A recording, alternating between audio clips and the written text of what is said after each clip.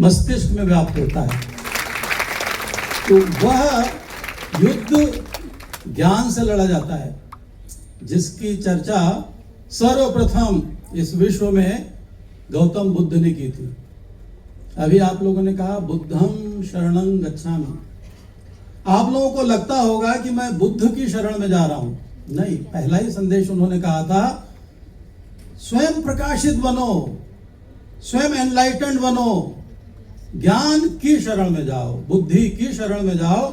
जब आप ज्ञान से आप्लावित हो जाते हैं, भरपूर नॉलेज से लबरेज हो जाते हैं, तो फिर आपका कोई सानी, आपका कोई समानांतर आपको डिगा नहीं सकता, अवरोध नहीं बन सकता, आपके रास्ते में बाधाएं नहीं खड़ी कर सकता। इसलिए यह आवश्यक है। तो यह उस धरती पर भी आपका एकत्रीकरण आप सबके अंदर, जो जब हम समूह में उपस्थित होते हैं तो न केवल हम उन विचारों को आगे बढ़ाने के लिए उत्साहित होते हैं, प्रेरित होते हैं, लालायित होते हैं, बल्कि उनको अगर हमने वास्तव में किसी भी महापुरुष के प्रति सच्ची श्रद्धांजलि व्यक्त करनी है तो उनके विचारों को पूजना नहीं, उनके विचारों पर चलना प्रारंभ करना होगा।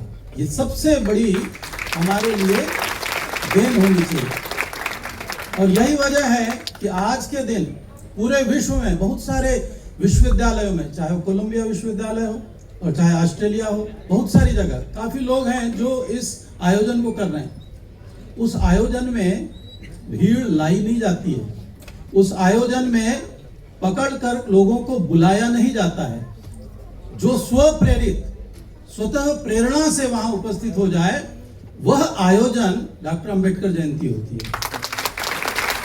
क्योंकि वहां पर लोगों को लगता है कि जहां पर मैं खड़ा हूं, चाहे वह किसी बस्ती में चूल्हा जलाकर पका रही निर्धन महिला हो, किसी खेत में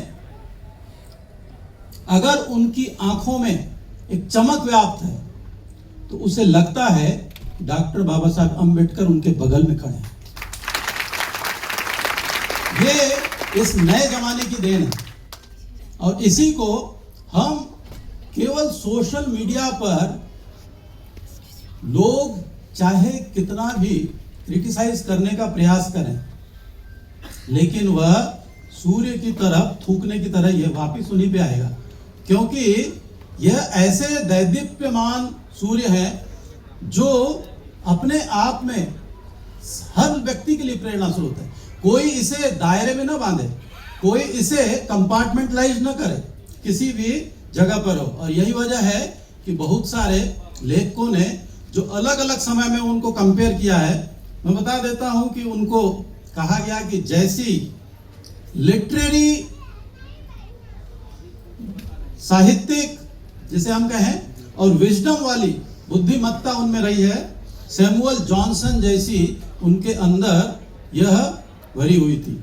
उसी तरीके से रिफॉर्मिस्ट करेज, जिसके लिए विद्वानों ने लिखा कि मार्टिन लूथर किंग जैसा उनके अंदर यह रिफॉर्मिस्ट करेज हुआ करती थी। वही वोल्टेयर जैसी फियरलेस ट्रूथ, यानी किसी भी सत्य के साथ में आगे बढ़ने की अगर क्षमता हो सकती है, बोलने की, भीड़ में बोलने की। आप समझ सकते हैं कि ऐसे समय में जहां पर कोई बोल ले, ये बहुत बड़े साहस की बात थी, तो विरोध करना तो एक बहुत बड़े दुस्साहस की बात होगी।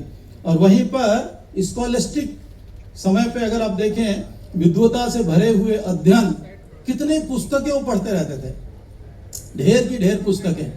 और उन पुस्तकों से ही उन्हें लगता था कि भले ही ऋण है, सर पर कर्जा है, लेकिन पुस्तकें साथ चलनी चाहिए, वो धोखा नहीं देती। आज भी अगर किसी को आगे बढ़ना है तो कम से कम, ये मैं करके देख चुका हूं। स्कूल में जब मैं था तो एक बार मैंने प्रण लिया कि मैं चाय, कॉफी, कोल्ड ड्रिंक, शराब, स्मोकिंग, ये अगर छोड़ दूं और महीने में जितना उससे बचत हो एक अंदाज लगाऊं तो उससे मैं पुस्तक खरीद सकता हूं, और वो पुस्तक मैं रखूंगा तो वो मुझे साथ देगी। और यही वजह है कि मैं उस गांव से निकल करके, जो जंगल का गांव है, आज भी मेरे गांव के पास में बालाघाट जिले में बिल्कुल गांव से 3 किलोमीटर दूर पे 35 शेर घूम रहे हैं अभी, वो घूमते रहते हैं। उस जंगल से निकल करके जहां पर मुझे स्कूल जाना पड़ता था, 5 किलोमीटर पैदल चल के, नन्हे पांव नंगे पांव, जिसमें एक नदी भी पड़ती थी। कभी कभी जो है ना, नई पीढ़ी को अगर हम ये लोग हम बताने लगते हैं तो वो सोचता है कि अच्छी फैंटेसी है, बड़ी कुछ कहानी सुना रहे हैं।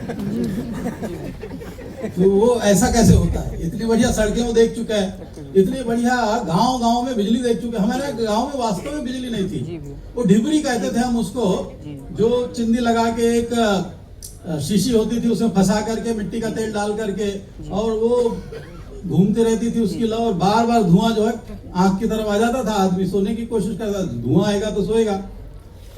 तो ऐसी स्थिति में भी पढ़ करके जैसे जैसे आदमी आगे बढ़ता है, लेकिन आपको मैं बता दूं, जो पुस्तक 6ठी क्लास में मैंने पढ़ी वो बाबा साहेब का जीवन संघर्ष ललई प्रसाद यादव जी की लिखी हुई, और वो पुस्तक पढ़ करके मुझे अलग सी चेतना का एहसास हुआ।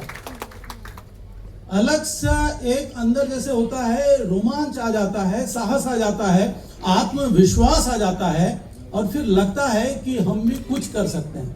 कोई भी व्यक्ति, ये केवल बताने की बात नहीं है, इसको महसूस करने की बात है। कोई भी व्यक्ति जब उसको लगे कि वह हताश हो रहा है, लोग साथ छोड़ रहे हैं, कोई उसके साथ नहीं है, ऐसे समय में प्रेरणा स्रोत, प्रकाश स्तंभ के तौर पर अगर वो बाबा साहेब की पुस्तकें पढ़ ले, उनके जीवन दर्शन को समझ ले और उनके विचारों को अपने साथ में ले ले, तो उसके अंदर यह आत्मविश्वास, जीवटता और साहस उत्पन्न हो ही जाएगा। इसका और कोई जो है उपाय नहीं है। ये धीरे धीरे करके हमको करके देखने की जरूरत है। मैं बहुत ज्यादा समय नहीं लूंगा क्योंकि कुलपति जी को अभी दिल्ली प्रस्थान करना है, तो इसीलिए, क्योंकि होता क्या है ना, बहुत सारे लोग अभी बोल गए हैं। अहिरवार साहब बहुत सारी चीजें बताएं। एक छोटा सा किस्सा मैं ऐसे बताऊं कि मुल्ला नसरुद्दीन को एक बार बुलाया गया कि भाई आपसे हम भाषण दिलवाएंगे, और मुल्ला नसरुद्दीन आना नहीं चाहते थे भाषण देने के लिए। उन्होंने कहा ठीक है मैं आ जाऊंगा। उनको स्टेज पे खड़ा किया गया, भाई बताइए आप लोगों में से कितने लोग जानते हैं कि मैं क्या बोलने वाला हूं? सबने कहा साहब हम नहीं जानते।